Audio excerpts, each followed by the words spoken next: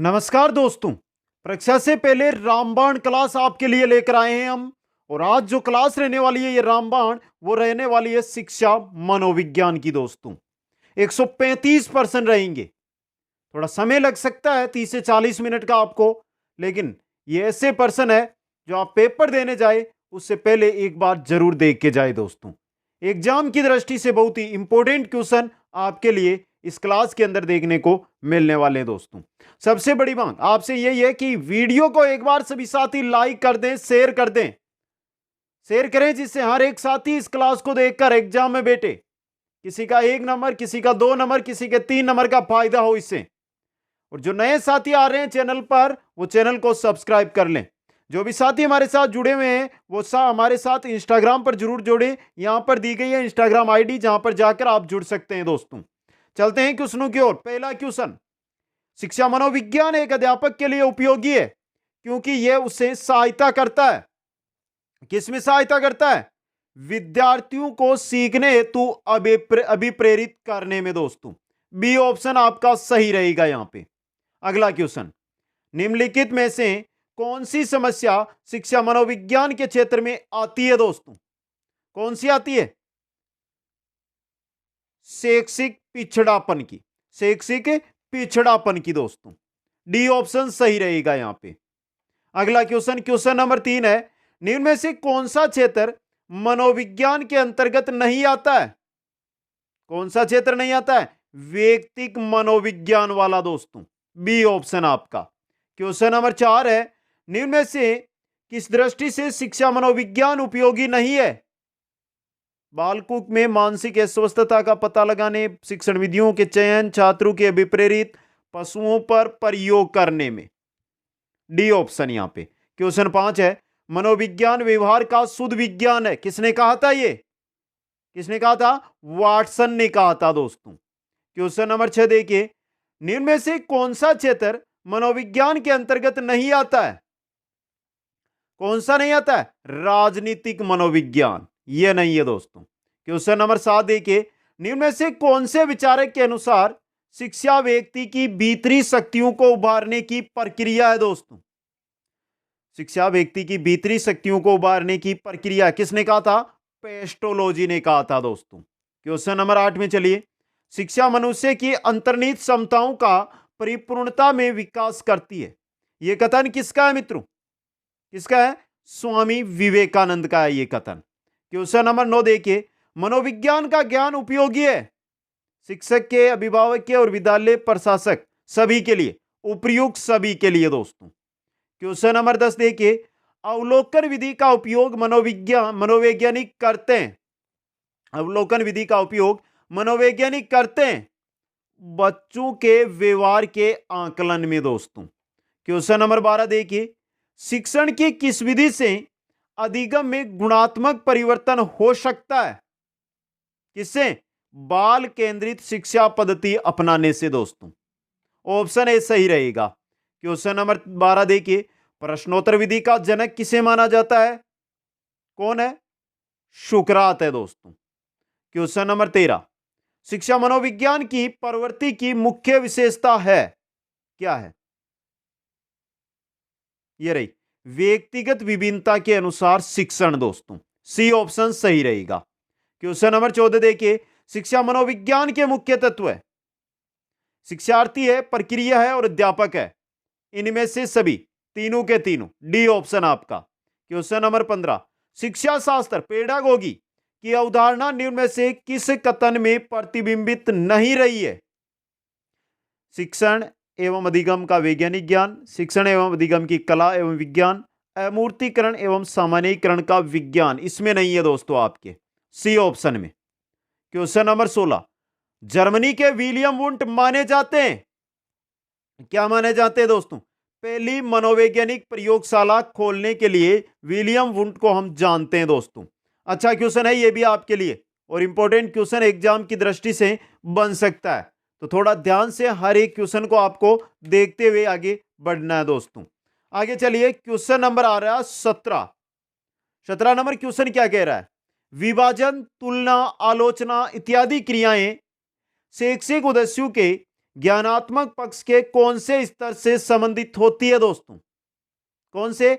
विश्लेषण से। B option सही रहेगा।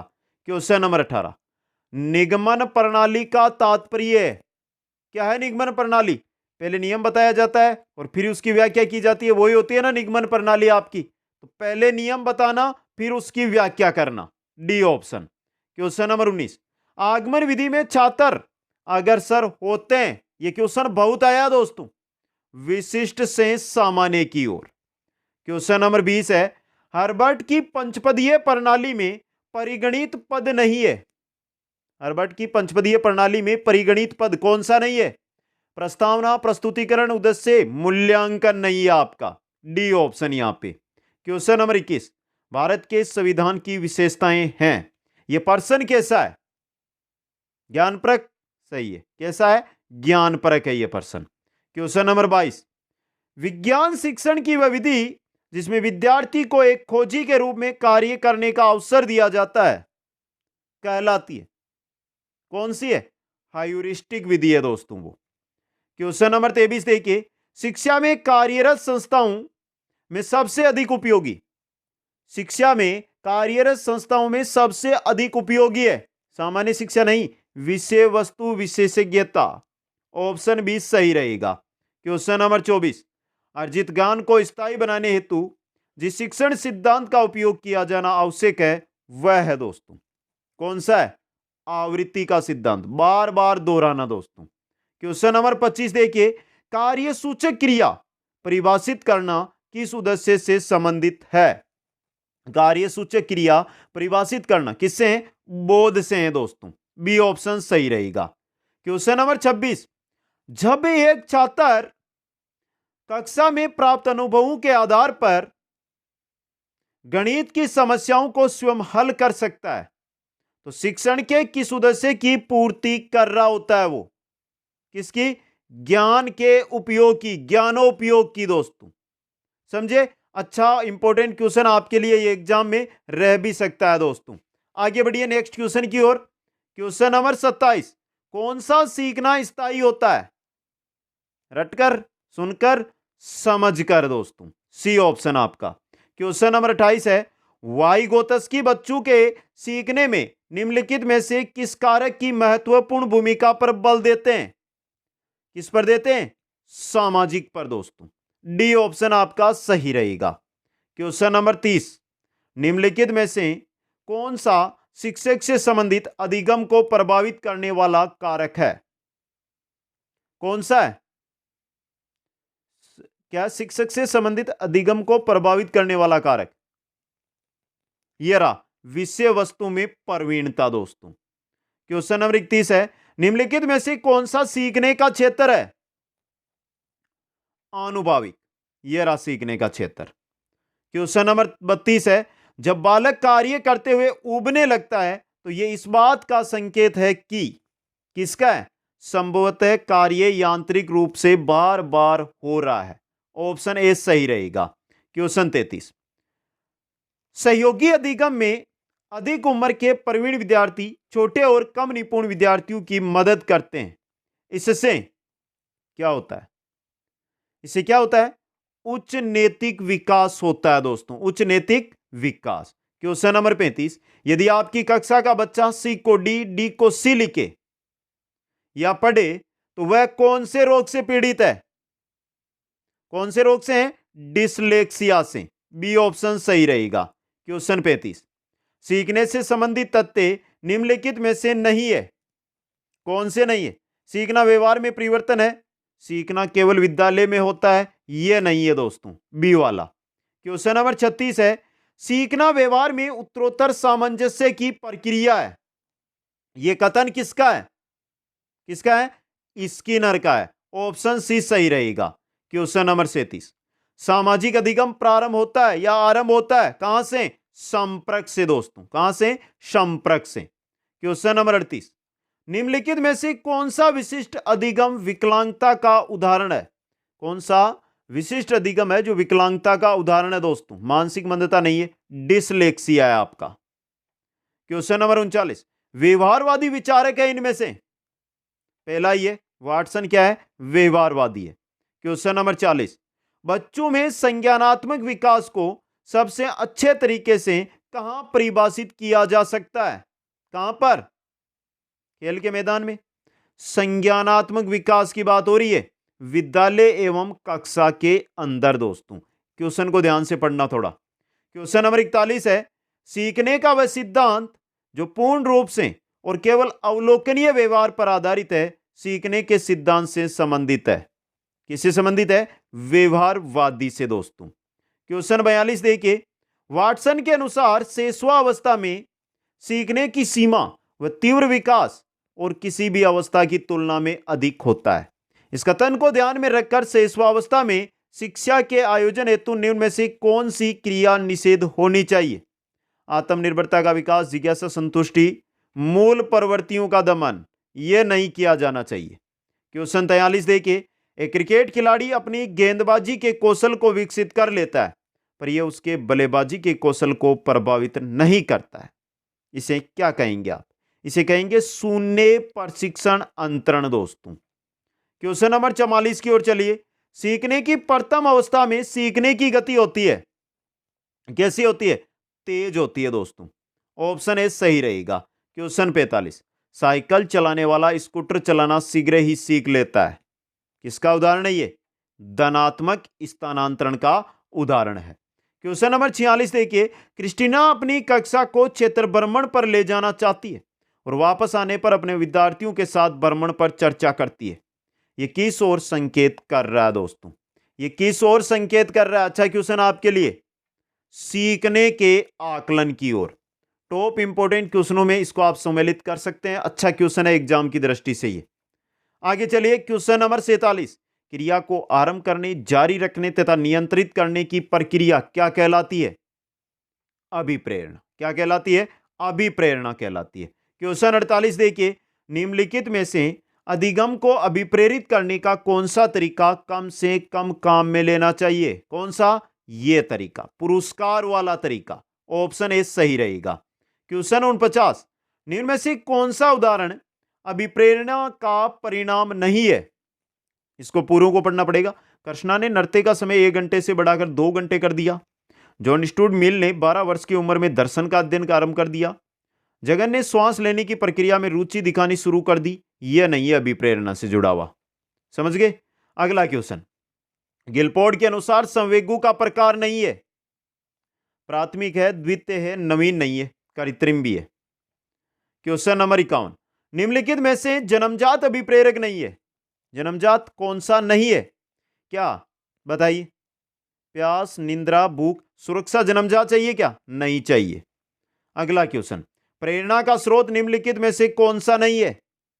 प्रेरणा आदत नहीं है, यह नहीं है दोस्तों। चालक, प्रेरक, उद्दीपन, ये तीनों है। अगला क्वेश्चन, एक विद्यार्थी मेडिकल कॉलेज में दाखिला लेने के लिए कठिन परिश्रम करता है ताकि वह प्रवेश परीक्षा में उत्तीर्ण हो सके। यह विद्यार्थी किस रूप से अभिप्रेरित है दोस्तों? किस रूप से है? आंतरिक रूप से है ये। अच्छा क्वेश्चन है ये आपके लिए, टॉप इंपोर्टेंट क्वेश्चन, आंतरिक रूप से अभिप्रेरित है।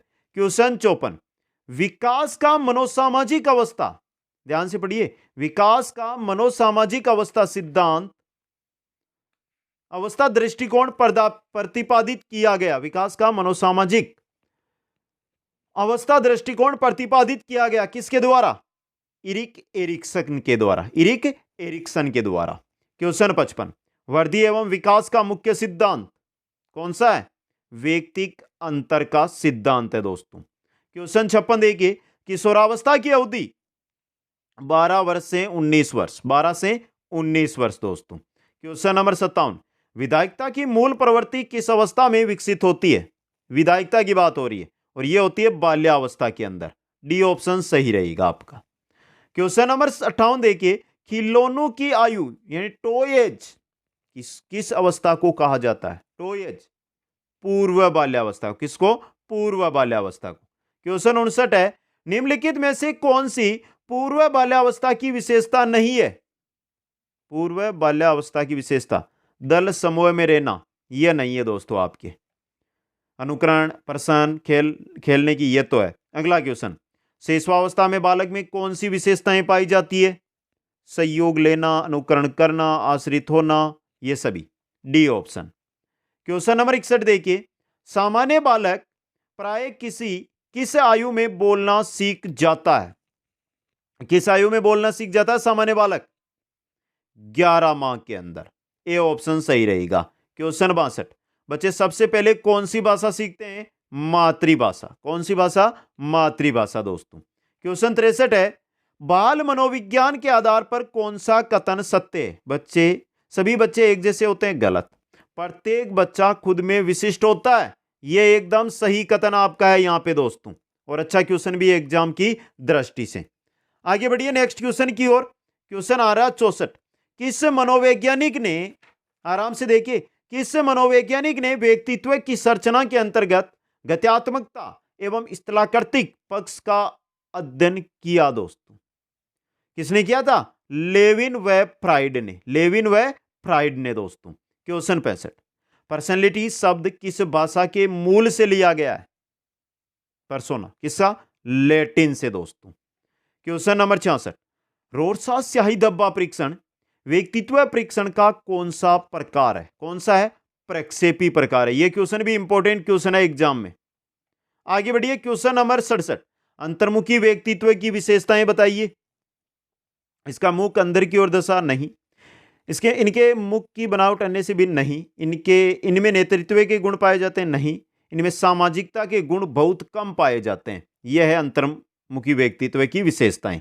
क्वेश्चन 68, व्यक्तिगत शब्द की उत्पत्ति लैटिन भाषा के किस शब्द से हुई है? व्यक्तित्व की बात हो रही है, किससे हुई है?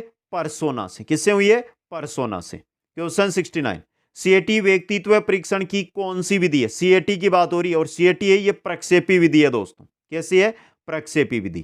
क्वेश्चन नंबर 70, अंतर्मुखी व्यक्तित्व की विशेषताएं हैं। पहले देखिए, संदेही होते हैं, संकालु होते हैं, और एकांत प्रिय रहने वाले होते हैं। तो पहला ए ऑप्शन आपका सही रहेगा। क्वेश्चन 71, किशोरों में द्वंद्व उभरने का मुख्य कारण क्या है? क्या है? अवसरों की प्रतिकूलता। द्वंद्व की बात हो ना तो वहां पर प्रतिकूलता, अवसरों की प्रतिकूलता याद रख लेना। अगला क्वेश्चन, वांछित व्यक्तित्व होता है। वांछित व्यक्तित्व होता है, कौन सा होता है? संवेगीय स्तर दोस्तों। संवेगीय स्तर व्यक्तित्व वाले दोस्तों। क्वेश्चन नंबर 73, छात्र के असामान्य व्यवहार के अध्ययन के लिए निम्नांकित में से किस प्रणाली का प्रयोग सही है? किसका है? असामान्य व्यवहार के अध्ययन के लिए किसका है? व्यक्ति इतिहास प्रणाली का दोस्तों। ऑप्शन बी है, यहां पे ऊपर नीचे है ऑप्शन, ऑप्शन बी है जो आपका यहां पे क्या रहेगा? सही रहेगा दोस्तों। अगला क्वेश्चन, क्वेश्चन नंबर है 74, दिवास्वप्न देखने वाला प्रसन्न रहता है कल्पनाशीलता के कारण, कल्पना करता रहता है। क्वेश्चन 75, किशोरों में द्वंद्व उभरने का प्रमुख कारण, पहले भी देखा वापस आ गया, तो ये रहा अवसरों की प्रतिकूलता। क्वेश्चन नंबर 76, एक स्कूल से भागने वाले बालक के अध्ययन की सर्वाधिक उपयोगी विधि कौन सी है? कौन सी है? केस स्टडी है दोस्तों। क्वेश्चन नंबर 77, समायोजन वह प्रक्रिया है जिसके द्वारा प्राणी अपनी आवश्यकताओं और इन आवश्यकताओं की पूर्ति को प्रभावित करने वाली परिस्थितियों में संतुलन रखता है। यह परिभाषा किसकी परिभाषा है? किसकी द्वारा दी गई है? ये दी गई है बोरिंग, लैंगफेल्ड व वेल्ड के द्वारा। ऑप्शन ए सही रहेगा। क्वेश्चन 78 देखिए, छात्रों को अपना अधिकतम विकास करने में सहायता देने के लिए आवश्यकता पड़ती है किसकी? परामर्श की दोस्तों। बी ऑप्शन सही रहेगा। क्वेश्चन 79 देखिए, समायोजन की प्रक्रिया है कैसी है? गतिशील। समायोजन की प्रक्रिया गतिशील होती है। क्वेश्चन 80, समायोजन दूषित होता है। समायोजन दूषित होता है किससे? संघर्ष से और कुंठा से, उपर्युक्त दोनों से। सी ऑप्शन सही आपका रहेगा।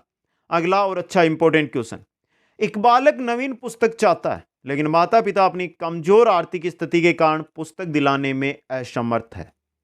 बालक अपनी फटी पुरानी पुस्तक से ही संतोष अनुभव करता है और शांत व प्रसन्न रहता है। यह किसका उदाहरण है? बालक पुरानी पुस्तक के साथ क्या कर रहा है? समायोजन कर रहा है। तो यह समायोजन का उदाहरण है दोस्तों। क्वेश्चन 82 देखिए, समायोजन के प्रकार है। स्थापना समायोजन, मानसिक मनोरचनाएं, रचनात्मक समायोजन, तीनों है ये तो। उपर्युक्त सभी, डी ऑप्शन सही रहेगा। क्वेश्चन 83, समायोजन की विधियां हैं, प्रतिगमन है, प्रक्षेपण है, उदातीकरण है, तो उपर्युक्त सभी तीनों की तीनों विधियां समायोजन की विधियां है दोस्तों। यह भी अच्छा क्वेश्चन आपके लिए रह सकता है। आगे चलते हैं क्वेश्चन नंबर 84 की ओर। बालक के मानसिक स्वास्थ्य में बाधा डालने वाले कारक है, बालक के मानसिक स्वास्थ्य में बाधा डालने वाले कारक वंशानुक्रम का प्रभाव है, परिवार का विघटन है, शारीरिक दोष है, मतलब तीनों है, उपर्युक्त सभी, डी ऑप्शन। क्वेश्चन 85, अध्यापक के मानसिक स्वास्थ्य के लिए आवश्यक है, अध्यापक के मानसिक स्वास्थ्य के लिए आवश्यक है सामाजिक सम्मान की प्राप्ति, विद्यालय का जनतंत्रीय वातावरण, पद की सुरक्षा, पर्याप्त शिक्षण सामग्री। अब देखिए, अध्यापक के मानसिक स्वास्थ्य के लिए यह रहा विद्यालय का जनतंत्रीय वातावरण दोस्तों। क्वेश्चन नंबर 86, अच्छे मानसिक स्वास्थ्य के संकेतक है क्या है? सांवैगिक नियंत्रण। क्वेश्चन नंबर 87, मानसिक स्वास्थ्य विज्ञान का अभिप्राय मानसिक स्वास्थ्य के नियमों की खोज करना और उसके संरक्षण के लिए उपाय करना अथवा बतलाना है। यह परिभाषा किसके द्वारा दी गई? अच्छा क्वेश्चन है ये, वापस पढ़ लीजिए एक बार। यह परिभाषा दी गई थी ड्रेवर के द्वारा, ऑप्शन 1 सही रहेगा। क्वेश्चन 88, मानसिक स्वास्थ्य से संबंधित उक्त कथन किसने प्रस्तुत किया? मानसिक स्वास्थ्य और अधिगम से सफलता का बहुत घनिष्ठ संबंध है, यह कथन है फेंडसेन का दोस्तों। क्वेश्चन 89, परिवार बालकों के उत्तम मानसिक स्वास्थ्य व कुछ समायोजन दोनों को ही निर्धारित करता है, यह कथन है फेंडसेन का। यह भी किसका है? फेंडसेन का कथन है दोस्तों। क्वेश्चन आ रहा है 90, बालक के मानसिक स्वास्थ्य को उन्नत बनाने वाले कारक, शिक्षक का सहानुभूतिपूर्ण व्यवहार, पारिवारिक वातावरण व सदस्यों के अंतर संबंध, निर्देशन व परामर्श की व्यवस्था, तीनों है ये आपके, तो उपयुक्त सभी, डी ऑप्शन सही रहेगा। क्वेश्चन 91, मानसिक स्वास्थ्य का अर्थ है वास्तविकताओं से पर्याप्त समायोजन करने की क्षमताएं।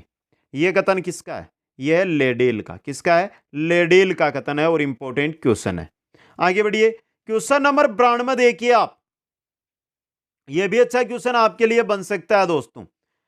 निम्न में से किसने बुद्धि के बहुखंड सिद्धांत का प्रतिपादन किया? बुद्धि के बहुखंड सिद्धांत का प्रतिपादन किसने किया? बहुखंड सिद्धांत किसने? थोरनडाइक ने, डी ऑप्शन। अगला क्वेश्चन, गिलफोर्ड ने बुद्धि संबंधी सिद्धांत कौन सा दिया? गिलफोर्ड की बात हो रही है, गिलफोर्ड ने दिया था त्रिआयामी सिद्धांत दोस्तों। क्वेश्चन नंबर 94, अवधारणाओं का विकास मुख्य रूप से संबंधित है, अवधारणाओं का विकास मुख्य रूप से बौद्धिक विकास से संबंधित होता है दोस्तों, ऑप्शन है यहां पे। क्वेश्चन नंबर 95, थोरनडाइक ने बुद्धि का कौन सा सिद्धांत प्रतिपादित किया? कौन सा? बहुकारक सिद्धांत या बहुखंड सिद्धांत। समझ गए आप? तो सी ऑप्शन। अगला क्वेश्चन, मानसिक रूप से विकलांग बालक से निम्नलिखित में से कौन से संबंधित नहीं है? जड़ बुद्धि, गुड़ बुद्धि, असामाजिक कार्य या अलप बुद्धि। क्या मानसिक रूप से विकलांग है तो असामाजिक कार्य? नहीं, यह संबंधित नहीं है इससे। क्वेश्चन नंबर 97, बुद्धि के द्विखंड सिद्धांत का प्रतिपादन किसने किया? किसने किया था? स्पीयरमैन ने दोस्तों। क्वेश्चन नंबर 98, एक बार 12 वर्षीय बालक की मानसिक आयु 10 वर्ष है, वह किस श्रेणी में आएगा? बता दीजिए, आपको निकालना है, आराम से कमेंट कर सकते हो दोस्तों। लगभग बुद्धि आपको बतानी है कितनी आएगी इसकी। 90 से नीचे आ रहा है स्कोर इसका, मतलब मंद बुद्धि है वो। क्वेश्चन 99, गिलफोर्ड ने बुद्धि संबंधी मॉडल में निम्न में से कौन सा आयाम नहीं है? गिलफोर्ड का बुद्धि संबंधी मॉडल है, उसमें कौन सा आयाम नहीं है? इनमें से विषय वस्तु है, संक्रिय है, अंतर वस्तु नहीं है और उत्पादन भी है, तो सी ऑप्शन। क्वेश्चन नंबर 100, निम्न में से किसका निश्चय केवल आनुवांशिकता के आधार पर होता है? आनुवांशिकता के आधार पर किसका होता है? बुद्धि, लिंग, व्यक्तित्व, ऊंचाई। आनुवांशिकता के आधार पर केवल इन निम्न में से किसका निश्चय केवल आनुवांशिकता के आधार पर होता है? अब देखिए, ये क्वेश्चन आया हुआ है ग्रेड सेकंड 2010 में और वहां पर माना था इसमें बुद्धि को सही, समझे आप, जबकि लिंग भी है, लिंग का भी होता है। आगे बढ़िए नेक्स्ट क्वेश्चन में। एक बालक जिसकी बुद्धि लब्धि 105 है उसे वर्गीकृत किया जाएगा 105 90 से 109 किस में आएगा? सामान्य में आएगा ना, सामान्य में। तो यहां पे सामान्य बुद्धि के अंदर। अच्छा क्वेश्चन है ये भी आपके लिए। आगे चलिए, क्वेश्चन आ रहा है आपका 102 नंबर दोस्तों। देखिए 102 नंबर बड़ा क्वेश्चन है, थोड़ा ध्यान से इसको आपको पढ़ना है दोस्तों। कोई दिक्कत नहीं है, आराम से हम एक एक प्रश्न को करते हुए आगे बढ़ेंगे। क्या कह रहा है? विशेष आवश्यकता वाले बच्चों को पढ़ाने के लिए निम्नलिखित में से कौन सी व्यूह रचना अधिक उपयुक्त है? देखिए, अधिकतर बच्चों को सम्मिलित करते हुए कक्षा में चर्चा करवाना, बच्चों को सम्मिलित करते हुए अध्यापक द्वारा निर्देशन, सहकारी अधिगम अध्यापक के लिए योग्यता आधारित समूहीकरण करना।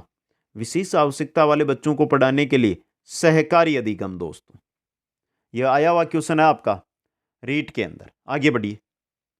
प्रतिभाशाली बालकों की पहचान निष्पादन परीक्षणों द्वारा कठिन मानी जाती है। इसका उपयुक्त कारण किस विकल्प में दिया गया है?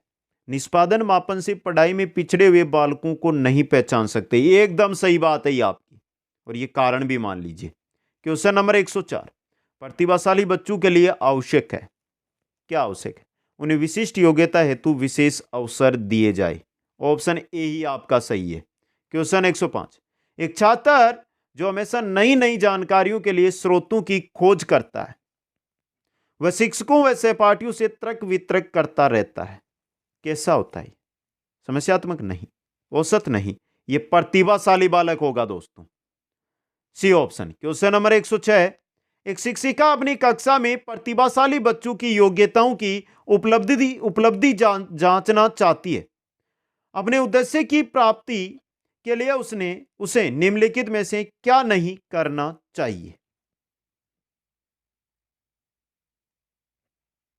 पढ़िए ऑप्शन। गैर शैक्षणिक गतिविधियों में आनंद लेना सीखना, तनाव नियंत्रण करना सीखना, विशेष ध्यान के लिए उन्हें उनके समकक्षियों से अलग करना, उनकी सृजनात्मकता को समृद्ध करने के लिए चुनौती देना, यह नहीं करना चाहिए, डी ऑप्शन वाला। क्वेश्चन नंबर 107, बच्चे की जिज्ञासा शांत करनी चाहिए, कैसे? फुर्सत में हो शिक्षक, विद्यार्थी फुर्सत में हो, कुछ समय पश्चात, तत्काल जब विद्यार्थी द्वारा जिज्ञासा दी गई हो दोस्तों, डी ऑप्शन। क्वेश्चन नंबर 108, प्रतिभाशाली होने का संकेत नहीं है अभिव्यक्ति की नवीनता, जिज्ञासा, विचार, दूसरों के साथ झगड़ना, यह रहा दोस्तों। क्वेश्चन नंबर 109, बाल अपराध का कारण क्या है? माता पिता में अनबन है, परिवार के सदस्यों को सहानुभूति व्यवहार, यह तो नहीं है, परिवार में आपस में सहमति, यह भी नहीं, समृद्ध परिवार भी नहीं है, तो पहला ए ऑप्शन आपका सही रहेगा। क्वेश्चन नंबर 110, कम गति से सीखने वाले बच्चों के लिए अध्यापक को क्या करना चाहिए? क्या करना चाहिए? टोली शिक्षण, अतिरिक्त ध्यान व शिक्षण, प्रोत्साहन, सभी करने चाहिए ये कार्य, तो इनमें से सभी, डी ऑप्शन। क्वेश्चन नंबर 11, जिन बालकों की शैक्षिक उपलब्धि अपनी आयु के अन्य बालकों से निम्न रहती है वो क्या कहलाते हैं? वो पिछड़ा बालक कहलाता है दोस्तों, ए ऑप्शन सही रहेगा। क्वेश्चन नंबर 12, शिक्षा मनोविज्ञान में जिन बालकों के व्यवहार का अध्ययन किया जाता है वह किन बालकों का दोस्तों? समस्यात्मक बालक, कम गति से सीखने वाले बालक, मंदबुद्धि बालक, तीनों का होता है, तो इनमें से सभी, डी ऑप्शन आपका है जो यहां पे सही रहने वाला है दोस्तों। क्वेश्चन नंबर 13 देखिए, विशेष रूप से जरूरतमंद बच्चों की शिक्षा का प्रबंध होना चाहिए कहां पर? दूसरे सामान्य बच्चों के साथ, विशेष विद्यालयों में विशेष बच्चों के लिए विकसित विधियों के द्वारा, बी ऑप्शन सही रहेगा। क्वेश्चन नंबर 14, निम्नलिखित में से कौन सा कारक मंदबुद्धि बालक के लिए आवश्यक नहीं है? कौन सा कारक जो मंदबुद्धि बालक है उसके लिए आवश्यक नहीं है? सीखने की मंदगति, शारीरिक दोष, अमूर्त चिंतन का अभाव, मौलिकता, यह आवश्यक नहीं है, मौलिकता वाला, डी ऑप्शन आपका। क्वेश्चन नंबर 15, निम्नलिखित में से कौन सी पिछड़े बच्चों की समस्याएं होती है? कम शैक्षणिक योग्यता होती है, संवेगात्मक समस्याएं होती है, सामाजिक समस्याएं होती है, तो ये तीनों ही है, इनमें से सभी, डी ऑप्शन सही रहेगा। क्वेश्चन नंबर 16, नवीन विचारों का सृजन, उत्पादन व मौलिक चिंतन आवश्यक गुण है। नवीन विचारों का सृजन, उत्पादन व मौलिक चिंतन आवश्यक गुण है किसका? सृजनात्मकता का। बी ऑप्शन आपका यहां पे सही रहने वाला है दोस्तों। अच्छा क्वेश्चन है एग्जाम की दृष्टि से। क्वेश्चन नंबर 117 देखिए, हर्बर्ट की पंचपदी प्रणाली में परिगणित पद नहीं है। हर्बर्ट की पंचपदी प्रणाली है, उसमें परिगणित पद कौन सा नहीं है? प्रस्तावना है, प्रस्तुतिकरण है, यह उद्देश्य नहीं है उसके अंदर। सी ऑप्शन यहां मूल्यांकन भी है। क्वेश्चन नंबर 18, शास्त्रीय विधि का आविष्कार किया किसने? मॉन्टेसरी ने दोस्तों। क्वेश्चन नंबर 19 है, शिक्षा की किंडरगार्टन पद्धति का प्रतिपादन किया। शिक्षा की किंडरगार्टन पद्धति कौन लेकर आया? फ्रोबेल दोस्तों। क्वेश्चन नंबर 120 है, शिक्षक को रोचक तथा सार्थक बनाने के लिए सबसे अधिक महत्वपूर्ण है, क्या है? सर्वे दर्शे सामग्री दोस्तों। क्वेश्चन नंबर 21, शिक्षण में कितने प्रकार के सहसंबंध मिलता है? सहसंबंधों की बात हो रही है, 3 प्रकार के सहसंबंध मिलते हैं दोस्तों। यहां पे 2 नंबर ऑप्शन सही रहेगा। अगला क्वेश्चन, प्रस्तावना, प्रस्तुतिकरण, तुलना, संबंध, सामान्यीकरण और प्रयोग, ये सोपान है किसके? मॉरिसन उपागम के। सी ऑप्शन यहां पे आपका सही रहेगा दोस्तों। आगे बढ़िए क्वेश्चन नंबर 123 की ओर। सतत एवं व्यापक मूल्यांकन का मुख्य उद्देश्य क्या है? क्या है दोस्तों? गुणात्मक, निदानात्मक, परिणात्मक, इनमें से सभी। डी ऑप्शन सही रहेगा। क्वेश्चन 24, ज्ञानात्मक पक्ष का अंतिम स्तर क्या होता है? ज्ञानात्मक पक्ष का अंतिम स्तर क्या होता है? मूल्यांकन होता है। सी ऑप्शन यहां पे। क्वेश्चन 125 है, शिक्षण प्रक्रिया में किसे आश्रित चर कहा जाता है? आश्रित चर किसको? शिक्षक को नहीं, छात्र को कहा जाता है दोस्तों। B option. क्वेश्चन 126, डोल्टन शिक्षण विधि का विकास किसने किया? डोल्टन शिक्षण विधि का विकास किसने किया? पार्कहर्स्ट ने। तो मिस हेलेन पार्कहर्स्ट ने। डोल्टन शिक्षण विधि का विकास किसने किया? आराम से दे सकते हो, डोल्टन ने ही किया। अगला क्वेश्चन है, अंधे बालकों को शिक्षण देने की पद्धति कौन सी होती है? ब्रेल लिपि होती है दोस्तों। सी ऑप्शन आपका यहां पे क्या रहेगा? सही रहेगा। और अच्छा क्वेश्चन भी है एग्जाम की दृष्टि से। आगे बढ़िए क्वेश्चन नंबर 128, मूल्यांकन का उद्देश्य है। मूल्यांकन का क्या उद्देश्य है? चलिए देखिए, धीमी गति से सीखने वाले एवं प्रतिभाशाली बालकों की पहचान करना, नहीं। जिन बालकों को उपचारात्मक शिक्षा की आवश्यकता है उनकी पहचान करना, नहीं। अधिगम की कठिनाइयों व समस्या वाले क्षेत्रों का पता लगाना, यह है मूल्यांकन का उद्देश्य। ऑप्शन सी वाला। क्वेश्चन 129, मूल्यांकन किया जाना चाहिए। मूल्यांकन किया जाना चाहिए, वह आवश्यक पर्यावरण को दूर रखता है, बच्चों की उपलब्धियों के स्तर का ज्ञान होता है, इसके परिणामों से शिक्षण को प्रभावी बनाया जा सकता है। इसलिए दोस्तों क्वेश्चन 130, सतत एवं व्यापक मूल्यांकन की एक तकनीक है। सत्र मूल्यांकन, अर्धवार्षिक, निदानात्मक मूल्यांकन है दोस्तों। क्वेश्चन नंबर 31, एक अच्छे परीक्षण की कौन सी विशेषता नहीं है? एक अच्छे परीक्षण की कौन सी विशेषता? वैधता है, विश्वसनीयता है, वस्तुनिष्ठता है, उत्तीर्ण करना, यह नहीं है दोस्तों। D option. क्वेश्चन 32, छात्रों में रटने की प्रवृत्ति को रोकने हेतु कैसे प्रश्न नहीं पूछने चाहिए? रटने की प्रवृत्ति को, वस्तुनिष्ठ प्रश्न दोस्तों। क्वेश्चन नंबर 33, सृजनात्मकता का विकास करने में कौन सा कार्य सहायक नहीं है? सृजनात्मकता का विकास करने में कौन सा कार्य सहायक नहीं है? कविता पूरी करना, चित्र पर आधारित मौखिक अथवा लिखित वर्णन करना, प्रश्नों के उत्तर लिखना, यह नहीं है दोस्तों। C option. क्वेश्चन 34, वस्तुनिष्ठ प्रश्न की सबसे बड़ी विशेषता होती है, क्या होती है? वस्तुनिष्ठ प्रश्न विश्वसनीय होते हैं, तो विश्वसनीय होता है ये। क्वेश्चन नंबर 135, प्रयोगात्मक मूल्यांकन का उद्देश्य है, क्या है? देखिए, समय विशेष में विभिन्न कार्यों पर एक विद्यार्थी ने कितना अच्छा निष्पादन किया उसका पता लगाना, यह है प्रयोगात्मक मूल्यांकन का उद्देश्य दोस्तों। तो शिक्षा मनोविज्ञान रामबाण क्लास कैसी लगी आपको? कमेंट सभी साथियों का चाहता हूं, और साथ में जो साथी अभी तक हमारे साथ इंस्टाग्राम पर नहीं जुड़े हैं उनके लिए लिंक दी गई है। तो सबसे पहला काम इंस्टाग्राम पर जुड़ना है दोस्तों आपका। क्लास कैसी लगी कमेंट करना है, कोई भी क्वेश्चन में डाउट है तो भी कमेंट करना है। एक बार सभी साथी वीडियो को लाइक शेयर और जो नए साथी आ रहे हैं चैनल को जरूर सब्सक्राइब करें। आप सभी को बहुत बहुत धन्यवाद। जय हिंद, जय भारत।